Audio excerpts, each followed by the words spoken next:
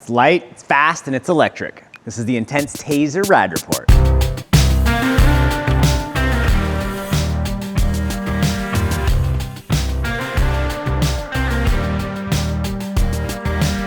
I want to give a big thanks to Jensen USA. They sponsored this video.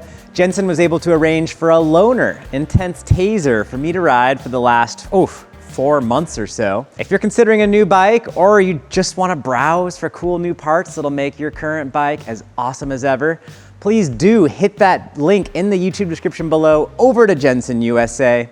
Anything you purchase from Jensen will directly help support my channel, and I will thank you very much for your continued support. I hope you all are doing well and staying safe and that things are going pretty well for you.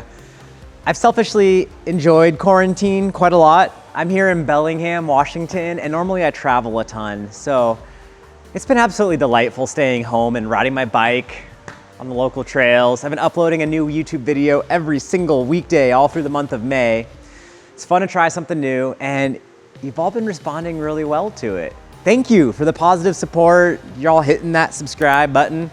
That's been awesome. I've had a great time, so I hope you've also been doing well this quarantine time. Some of you probably know me as a former enduro racer, and a few of you probably know me as a former WTB and eBike employee, but for most of you, you probably know of me as a guy with a YouTube channel, likes to do wheelies and hit jumps. In case you missed it, for 2020, my sponsorship arrangement with eBike has changed a little bit. It's become more modern. In short, I'm riding Ibis bikes in half of my videos, and Ibis is sponsoring 3 videos on this channel. Beyond that, I've extended my partnership with Jensen USA, and I'm gonna be riding more or less whatever I feel like. I've noticed 2 distinct uses for e-mountain bikes. The first I call self-shuttling, and the second I refer to as terrible trails. For self-shuttling, I'm talking about long extended climbs and a rip-roaring descent. Now, I can usually get about twice as many laps, that type of riding, with an e-mountain bike versus a traditional bicycle. Usually those faster downhilly trails mean your average trail speed is above 20 miles per hour, so the e-assist is not gonna be applicable for you on the descent. Now, what I refer to as terrible trails are super fun, and I think it's gonna create a whole new aspect to mountain biking. This is a great e-bike trail. Yeah. Because it's like rough enough that it's like not easy to pedal, but it's slow, so it's not fun. Terrible trails are what you really don't enjoy riding on your traditional bike. They are probably quite flat, or they're just such a difficult surface. Baby head to basketball-sized rocks littering the environment. Weird roots all over the place. Lots of soft, soggy dirt.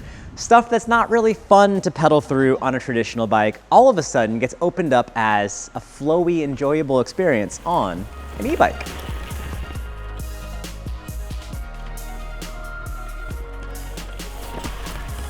Now, the needs for a terrible trail e-bike are quite different than a self-shuttle e-bike. For a self-shuttle e-bike, a big fork like a dual crown, or probably one of those new Fox 38 forks, would be an awesome setup. You want a really steep seat tube angle so that your front wheel's not gonna wander or come up on those steep, long climbs.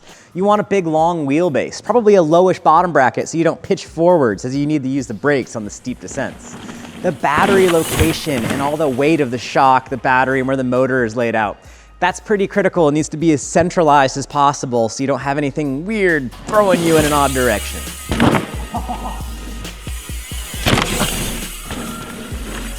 A terrible trails e-bike would need a slacker seat tube angle so that when you sit down, you don't have a ton of weight on the front wheel. This allows you to pedal through a bunch of that rough stuff and use the motor to your technical advantage.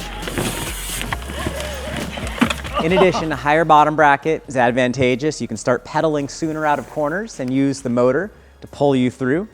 It also means you have more simple clearance through all that rough stuff. A shorter wheelbase is helpful since you're not going that fast. And honestly, the layout of the weight on the bike isn't as critical because you're not riding as high speed. I really like this bike. Now, I've mostly self-shuttled on this, so long climbs with super steep, fast descents. The bike handles the self-shuttle riding very well, but I honestly think it's really exceptional as a terrible trail style e-bike. The weight of this bike, the geometry of it, it's a very rideable bike that's gonna take pretty gnarly on fun trails and tame them and make them very enjoyable and flowy. That's really good because I think for most people in North America, this is gonna be the style of e-biking you're gonna find most applicable. 49 pounds. As far as e-bikes go, the TAZER is very light at only 49 pounds. Now that's a regular Shimano E8000 motor, not some smaller, lighter, lower power motor. So you can see I've got no issues throwing this bike around, bunny hopping it, manualing it, cornering it. Higher speed stuff, I was able to have a lot of fun on it. I definitely utilized the high speed compression adjust on the fork. The way the battery is positioned on the down tube, it's a tad forwards and up, so there is a lot of weight on the front half of the bike. For self-shuttling and downhilling usage, it's not quite as good as if the weight was further back and more towards the seat tube, but it's really not that big a deal. If you have a high-speed compression adjust on your fork, use it and it'll help compensate for that. Seth from Jensen and I host a podcast called Kendall versus Kendall. Yes, both our last names have Kendall in them. Well, it turns out Seth has never ridden an e-mountain bike. So we did an initial podcast going through his ideas and expectations of what an e-mountain bike would be like. Right now, as we're filming this, Seth is out riding an e-mountain bike and he's gonna do a few more rides and we'll have a follow-up podcast to discuss how the actual experience of riding an e-mountain bike might change his perspective. You can tune in to Kendall versus Kendall through the link in the description below, and it's available on any podcast platform. As you're probably well aware, the TAZER uses VPP suspension. Similar to Santa Cruz bikes, they also use VPP. It's been around a long time and it's widely accepted as a really good design. The Ibis bikes use DW Link, a little bit different feel, a little bit different theory behind it. Both of them are totally valid. There's a bunch of other really good suspension designs too. E-bikes often get ridden quite differently than a traditional bike. Because they're so much heavier, they're harder to get off the ground and jump through sections. Part of why I think the TAZER works so well on these terrible trails that would be no fun on a regular bike is honestly because of that VPP suspension. I think you could tune DW Link to work pretty similarly. With the weight of this bike, so it's light for an e-bike, but it's still 49 pounds. You're gonna keep it on the ground, you're gonna track through a lot of stuff. You're gonna use the power while you're pedaling to get through a lot of the technical obstacles. The VPP design, under power while you're pedaling, it's still pretty decently active, and it has, above all else, it has good traction. You can count on this VPP bike to hook up through slippery surfaces, and when you've got such a hefty bike, you really need that. When I had the Trust Shout fork on the front of the bike, like for the e-bike versus moto video, that was probably the worst setup for this particular bike. I like the Shout fork. I did not like it on this bike. This bike's so much heavier than a traditional bike. I felt that Shout fork really flexing around underneath me a ton. Oh my God. That was scary. Yeah. The way the Shout feels on the trail, you lose a little bit of the poppy nature of the front of the bike. If you see my videos in the last year, it's not holding me back on my regular bikes, but on the e-bike, when I've got the weight plus the VPP plus the truss fork, it was harder to get it off the ground than what I was used to. This bike with a telescoping fork is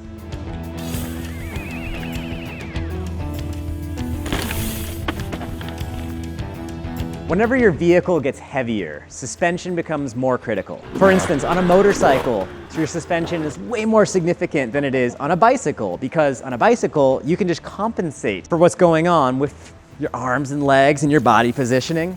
On the e-bike, that extra 20 pounds of weight means your suspension is that much more critical to getting you down the trail safely. I like the DPX2 rear shock. I did put the damping in the mid setting more than I've ever used it on any other bike that I've owned. It worked well like that when things had a lot more big hits. I wouldn't mind a little bit more high-speed compression. When it's technical trail riding, terrible trails I like to say, the shock and open felt really dialed. With a big volume reducer, that shock felt a lot better. I wouldn't mind trying an X2 rear shock to get a little bit more high-speed compression. If I was gonna build this bike up as a self-shuttle vehicle, I would go for a dual crown fork. I did feel the 36 flexing a bit with this setup. I would also do a beefier shock like the X2.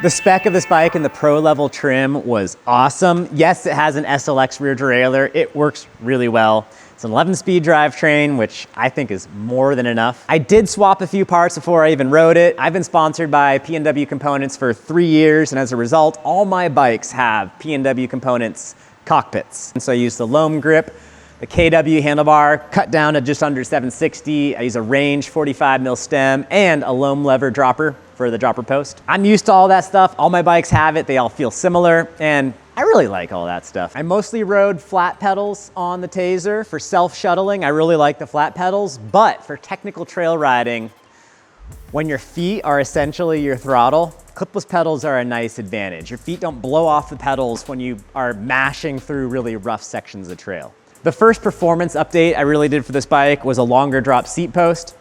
All my other bikes have 200 mil droppers.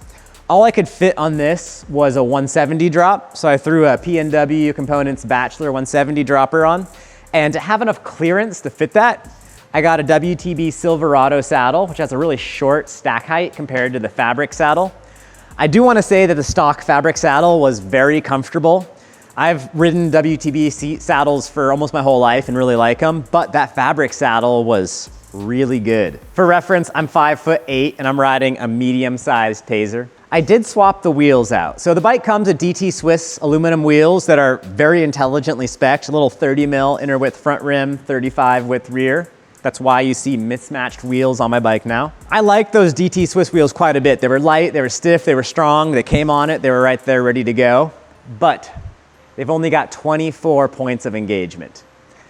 That's workable, but for the techie stuff, it's nice to go up to something a little bit faster engaging. I'm sponsored by a company called Industry 9. They're located in Asheville, North Carolina, where they make everything in-house in their massive machine shop. The wheel set I threw on here actually has 692 points of engagement. The way the Hydra system works, one pawl engages, then the other 5 pawls are slightly out of phase, so that they actually flex into place, making a much smoother, a little bit more controlled engagement. The stock Minion DHR2 tires, those things impressed me. I'd never ridden them before this bike showed up. And here in Bellingham, it rains a ton. I rode these in the snow and the ice and in lots of sticky, ooey gooey mud.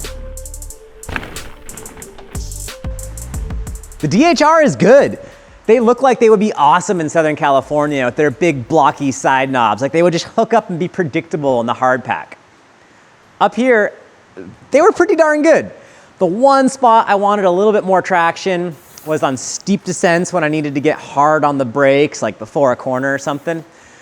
I threw on my all-time favorite tire, the WTB Vigilante. Cornering traction was similar, maybe a little bit better in the soft, sloppy stuff. The stock cranks are a 165 length, which feels awesome. And the Q factor is a little bit wider than on my regular traditional pedal bikes. And I found that really comfortable. And when I'd switch back and forth between the two, I would immediately notice that even with the bike turned off, just pedaling along, my hips, which I've broken too many times, were a lot happier with a wider Q factor. So maybe we'll get wider Q factor cranks on regular bikes one day. That'd be cool.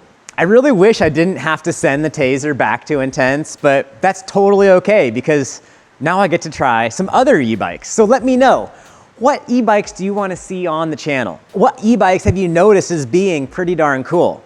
I'm personally pretty curious about the Norco Sight. It looks like it's got a range extender, which is pretty cool. I want to try some bikes that use the Bosch and the Bros style motors. I also want to try the Orbea Wild. It looks like they did some cool stuff with the weight positioning. Let me know what you're curious about. Friendly reminder, I would not be able to try out awesome bikes like this if it wasn't for the support of Jensen USA. Thank you, Jensen. Once again, hit that link in the description below over to Jensen to read more about the trusty TAZER, and they got a ton of other e-bikes as well. Anything you purchase from Jensen will help out my channel. We'll keep these videos coming your way. I hope you found this video helpful. I hope you found it enjoyable. And I hope you're stoked to get out and do some mountain biking of your own, whether it be on an e-bike or a regular traditional bike. I ride both. There's no reason why you can't ride both. All right, if you enjoyed this video, hit that red subscribe button below, ding the bell icon because you're supposed to. Leave me a friendly comment and enjoy your day. Peace.